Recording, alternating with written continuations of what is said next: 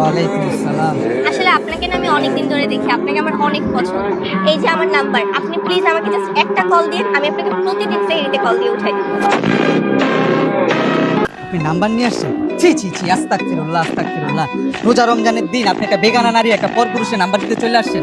আপনাদের ভিতরে কি ডর ভয় নাই? এটা একটা রোজার মাস, আমি একজন রোজাদার ব্যক্তি। আসছেন কি নাম্বার নিয়ে? রোজা রমজানের দিন শয়তান তো বন্দি থাকে, আপনাদের মনের ভিতরে এরকম শয়তানি কোথা থেকে আসে?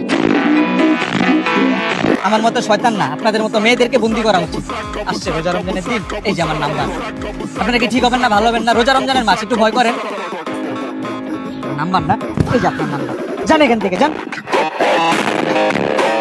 আরেক পেলে রোজাটা আমার হালকা করে দিন।